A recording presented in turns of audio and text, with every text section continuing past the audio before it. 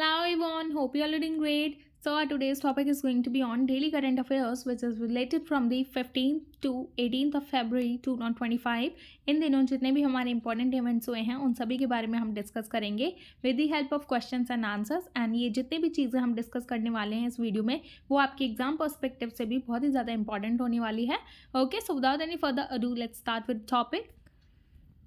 So first question is Jotham Napat has been recently elected as the Prime Minister of which country in February 2025। तो recently अभी ये जो है ये Jotham नापत हैं इनका नेम, तो ये किस कंट्री के प्राइम मिनिस्टर अपॉइंट किए गए हैं recently.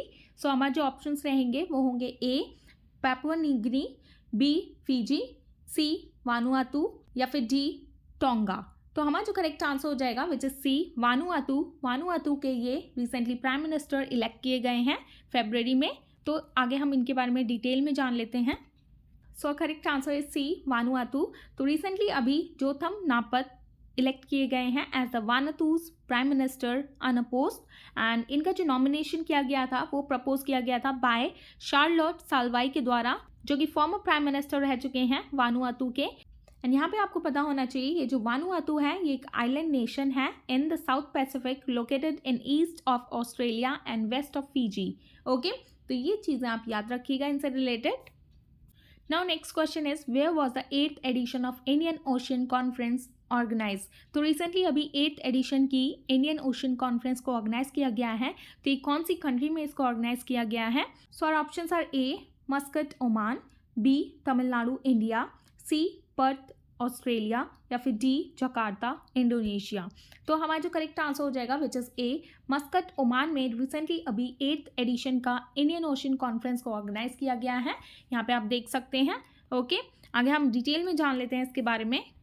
So correct answer is a Muscat Oman. तो रिसेंटली अभी 3 कंट्रीज ने मिलकर इस ओशियन कॉन्फ्रेंस को ऑर्गेनाइज किया है। These are India, Singapore and Oman. इन तीनों ने मिलकर होस्ट किया है 8th एडिशन की Indian ocean conference in Muscat Oman में। एंड ये जो इंडियन ओशियन कॉन्फ्रेंस है ये एक एनुअल प्लेटफॉर्म है for regional cooperation in the Indian Ocean. And इस कॉन्फ्रेंस में क्या होता है, इस कॉन्फ्रेंस में टुगेदर आते हैं सभी लोग, leaders, officials, private sector representatives and experts, क्या करने के लिए, टू डिस्कस की issues related to ocean. Okay, and जैसे कि आपको इंडियन की हिस्ट्री के बारे में भी पता होगा कि हमारा जो इंडियन ओशियन है was historically a major trade root.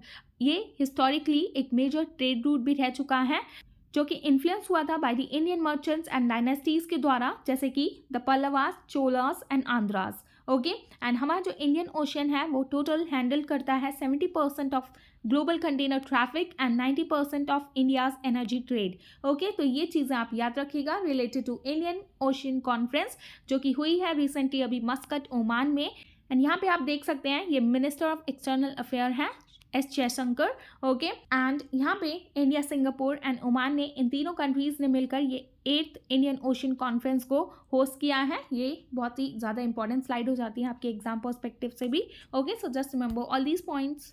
Now next question is Laokhowa Burachapori wildlife sanctuary is located in which city और इन विच स्टेट। तो ये रिसेंटली अभी न्यूज़ में रही है लखोवा वाइल्ड लाइफ सेंचुरी। तो ये कौन से स्टेट में लोकेटेड है। So options are A Manipur, B Sikkim, C Assam या फिर D Arunachal Pradesh. So correct answer is C which is Assam. Assam में ये Laokhowa wildlife sanctuary located है। आगे हम देख लेते हैं ये न्यूज़ में क्यों रही है।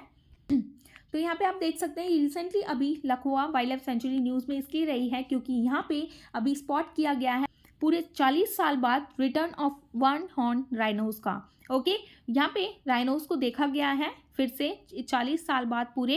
एंड ये जो स्पॉट है ये अट्रैक्ट करता है मोर वाटर बर्ड्स को देन असम, स्टीपोर, बील, रामसार साइड। ठीक है, तो इस साइड से ज़्यादातर यहाँ पे अट्रैक्ट होती हैं मोर वाटर बर्ड्स इस लखोवा वाइल्ड लाइफ सेंचुरी में। एंड ये जो सेंचुरी है ये लोकेटेड है नागांव डिस्ट्रिक्ट ऑफ असम, जो कि कवर करती है 70.13 स्क्वायर किलोमीटर को। एंड इतने एरिया को ये कवर करती है। एंड इस लखोवा वाइल्ड लाइफ सेंचुरी के अंडर एक डेजिग्नेशन दिया गया है एक बफर जोन का, किसे, काजीरंगा टाइगर रिजर्व को, इन 2007 में, and is a part of the Laokhowa Burachapori ecosystem का। ओके, तो ये जो है काजीरंगा टाइगर रिजर्व, तो ये पार्ट है लखोवा बुरापचोरी इकोसिस्टम का भी। ओके, तो ये सारी चीज़ें आप याद रखिएगा। तो यहाँ पे आप देख सकते हैं ये असम का मैप है, यहाँ पे लखोआ वाइल्ड लाइफ सेंचुरी यहाँ पे देख सकते हैं आप, यहीं पे इसकी लोकेशन है एकदम सेंट्रल असम में।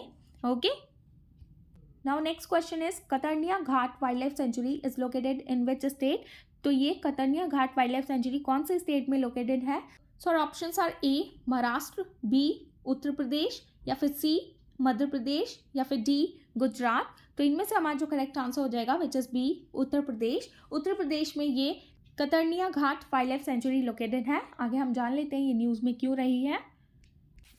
तो रिसेंटली अभी ये कतर्निया घाट वाइल्ड लाइफ सेंचुरी इसलिए न्यूज़ में रही है क्योंकि वहाँ पे देखा गया है करकास और 45 to 50 years old mail elephant, मतलब कि जो डेड बॉडी होती है उसको करकास बोलते हैं। तो वहाँ पे देखा गया है 40 से 50 साल के बीच में एक मेल एलिफेंट को देखा गया है जो कि मरा हुआ पाया गया है in Katarnia Ghat wildlife sanctuary में। Okay, near the Indo Nepal border. And ये जो कतर्निया घाट वाइल्ड लाइफ सेंचुरी है ये प्रोटेक्टेड एरिया है in the upper Gangetic plains में इन उत्तर प्रदेश। एंड ये बन चुका है part of Project Tiger in 1987 में। एंड ये core area of Dudhwa tiger reserve का है। Okay, Katarnia Ghat wildlife sanctuary. And ये जो सेंचुरी है ये फ्रेजाइल है तेराई इकोसिस्टम में with sal and teak forest, grassland, swamps and wetlands. Okay, तो ये चीज़ आप याद रखिएगा। Now next question is which city is the host of first ever regional dialogue on social justice. तो रिसेंटली अभी किसने होस्ट किए हैं पहली बार regional dialogue on social justice पर? तो हमारे जो ऑप्शंस हो जाएंगे वो होंगे A Hyderabad, B Chennai, C new Delhi, या फिर D Chandigarh. So correct answer is C which is New Delhi. Okay, New Delhi ने फर्स्ट टाइम होस्ट किए हैं regional dialogue on social justice पर। आगे हम डिटेल में जान लेते हैं। तो यहाँ पे आप देख सकते हैं कि जो first ever regional dialogue on social justice host किया गए हैं, कब किया गया है इसको? रिसेंटली February 24 एंड 25 में एट भारत मंडपम न्यू दिल्ली में। एंड इसको ऑर्गेनाइज किया गया है by the ministry of labour and employment के द्वारा in collaboration with confederation of Indian industry and employers federation of India. Okay, इन तीनों ने ये कोलैबोरेशन करके इसको होस्ट किया गया है regional dialogue on social justice. Okay, जो कि सपोर्ट करता है the global coalition for social justice. And इसको लॉन्च किया गया था by Indian labour organisation in 2023 में। Okay, and India is leading the Asia Pacific group and promoting responsible business for inclusive society. तो इंडिया जो है वो लीड कर रहा है एशिया पैसिफिक ग्रुप को, किस लिए? To promote the responsible business for inclusive society. Okay, तो ये चीज़ें आप याद रखिएगा। Now next question is which organization has recently launched the campaign Imagine a World with More Women in Science। तो ये recently किसने ये कैंपेन को लॉन्च किया है, किस ऑर्गेनाइजेशन ने? सो यहाँ पे आप ऑप्शंस देख सकते हैं, आपको पता ही चल गया होगा हमारा करेक्ट आंसर क्या होगा। So option A is correct which is United Nation educational scientific and cultural organisation which is abbreviated as UNESCO. Okay, तो रिसेंटली यूनेस्को ने इसको लॉन्च किया है the campaign called imagine a world with more women in science. Okay, तो यहाँ पे आप और डिटेल में देख सकते हैं रिसेंटली यूनेस्को ने ये लॉन्च किया है imagine a world with more women in science campaign. ये जो कैंपेन है ये मार्क कर रहा है 10th anniversary of international day of women and girls in science. And ये जो डे है इसको सेलिब्रेट किया जाता है on 11th of February। Okay, and जो कि प्रमोट करता है diverse perspective in science using #every voice in science। Okay, and United Nation general assembly which is abbreviated as UNGA इसने ये डिक्लेयर किया था ये international day of women and girls in science on 11th of February। Okay, यहाँ पे आप देख सकते हैं कौन से ईयर में? इन द ईयर 2015 में UNGA ने डिक्लेयर किया था इस डे को, यहाँ पे आप देख सकते हैं। तो अगर हम ग्लोबली बात करें तो women make up only 1/3 of scientist and holds just 1 in 10 science, technology, engineering and mathematics which is abbreviated as STEM leadership roles. Okay, तो 10 में से अगर देखा जाए तो 1% ही विमेन जो है वो इन फील्ड में है। तो ये जो बात की थी हमने ऑल ओवर वर्ल्ड की थी। एंड अगर हम बात करें इंडिया के बारे में तो 43% of STEM enrolments are women.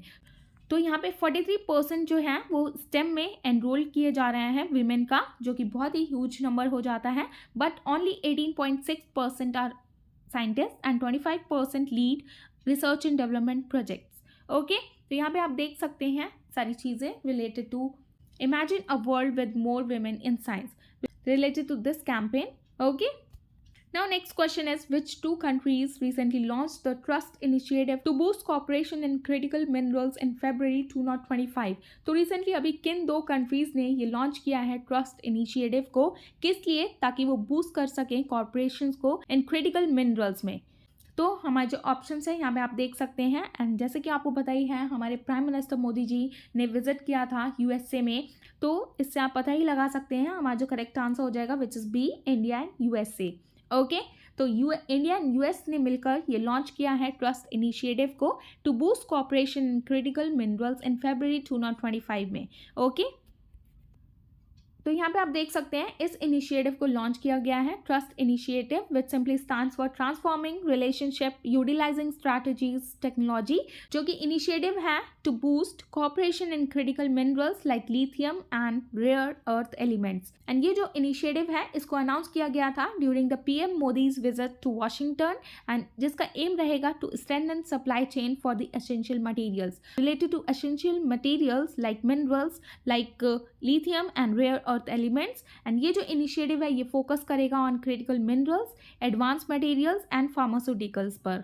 Okay, and इसका ये भी मोटो रहेगा to reduce barriers to technology transfer by streamlining regulation, and ये सीख करेगा to address export controls for smoother trade in strategic resources, and ये promote करेगा high technology commerce, enhancing collaboration in advanced sectors. Okay, तो ये सारी चीज़ें आप याद रखिएगा related to Prime Minister Modi's visit to Washington. Okay. So this is the end of topic, and I hope you found this video informative, and if you found this video informative, please give it a thumbs up, and for more informative videos please like, share and subscribe to my channel, which is Shivis Education. And thanks for watching. Bye bye, take care, I'll see you in the next one.